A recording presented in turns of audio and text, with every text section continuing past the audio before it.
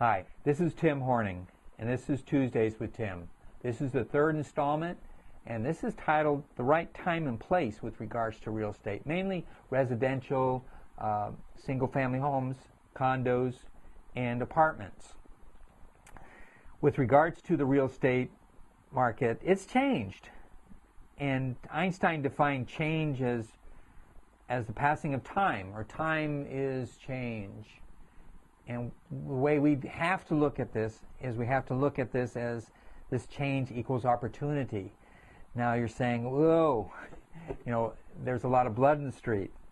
And when John D. Rockefeller described it, he said, well, you buy when there's blood in the street. Who's a Baron Rothschild, he basically said that you buy even if the blood in your street is your own. Now, a number of you can relate to that because a number of you have gone through short sales, foreclosures, and bankruptcies. Now, where do you go from there? In fact, I'll have a future topic on that. It'll deal with cancellation of debt issues and future things that you need to address. But basically, right now, it's mid-September 2011, and as we speak, the Greek economy is collapsing. Maybe this talk, when you finally see it, all of Europe will be gone economically. No, that's not going to happen. But there are big problems that the U.S. and the world economy are dealing with. There's a movie. Again, remember, I'm a movie buff. Some of you may remember it. It's a Wonderful Life. Jimmy Stewart, George Bailey. You have a run on the bank. You have the evil Mr. Potter, and he's buying up the bank shares or buying up depositors' funds for 50 cents on the dollar. Well, and Jimmy Stewart is there, George Bailey, saying, hey, Potter's not panicking like us. Potter's buying. And we have to really take that approach. That doesn't mean we have to be brutal like Mr. Potter, but there's really a purpose for what's going on right now, and there's a purpose for what you and I need to deal with regards to the real estate market. It's our duty to go in and help these properties to return them to the normal status, acquire them from the bank, acquire them from sellers, motivated sellers we need to get those back so that these properties are operating, functioning. You have communities then that are vital again, and it will happen. I'm an optimist. Remember that. We must be optimistic.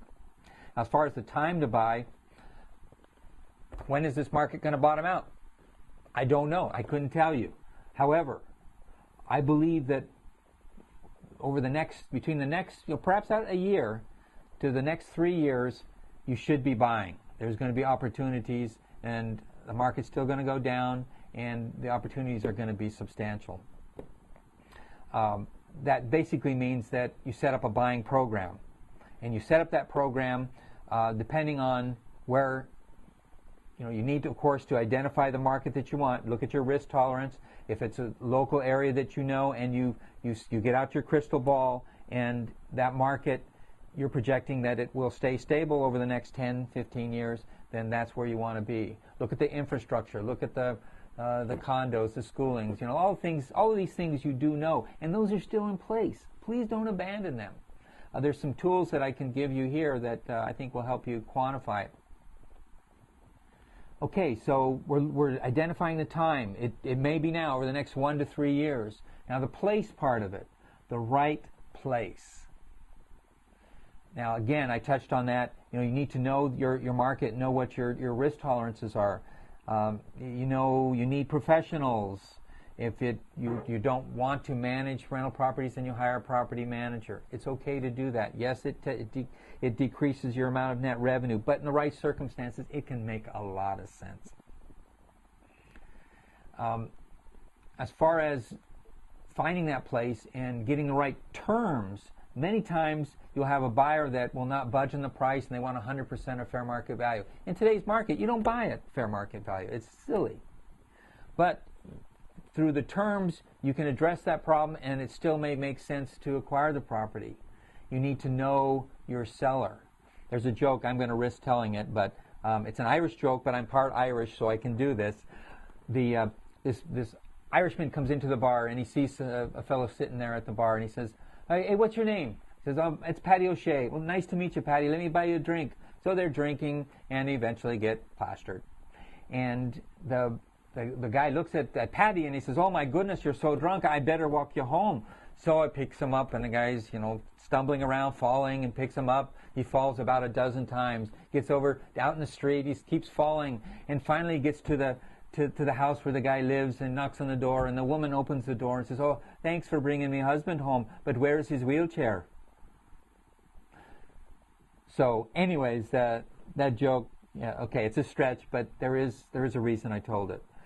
You basically, when you're dealing with anybody, you need to know what makes them tick. What are they looking for? What are their needs in this situation? With regards to a seller, and you have a situation where, yes, the market is going down, but you still might be able to make the deal. It might make sense if you get the terms right. This includes perhaps a seller carryback.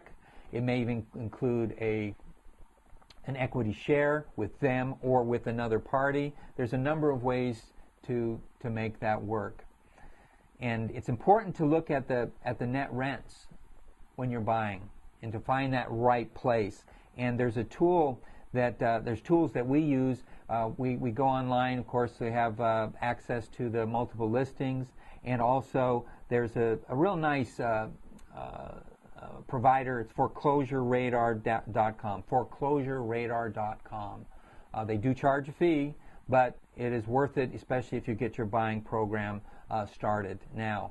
Now, I'm going to give you another link, which this is a nice little tool. It's free, and it's offered by CCIM Business Forms, and you can go online and use this, and it has one particular form, the last particular form on there. It's called the APOD, the Annual Property Operating Data Form. It's a basic form that basically helps you, it allows you to look at a piece of property from the net rent standpoint. What are the gross scheduled rents minus the vacancy, and then a listing of all the operating expenses before debt on that form, so that you can get a picture as to what is the cash flow. Remember the ideal investment? This is the income part of why you're acquiring real estate. So anyways, hopefully that tool will help. And there's other forms on there also. And go ahead and take a look at the other ones. It helps you get a return on investment calculation to forecast it out. Take a look at those also. I'll actually be covering that on a future topic, so that they actually go through those. But in the meantime, go ahead and pull that up and use it the best you can. Next up, I'm going to be talking about inflation. Inflation. It's out there. It's going to happen. We need to deal with it. And I'm going to talk about how, yes, the inflation is going to have a negative impact on real estate. However, in the long run, we can talk about how to use real estate as an inflation hedge. The other things you use, the stock market, gold, silver, I'm going to leave that up to you to make your analysis. But I can help you with making your analysis on how real estate can actually be an inflation hedge in the future. And then after that, we'll be talking about green habbing. Be safe and stay away from those Irish bars. Thank you.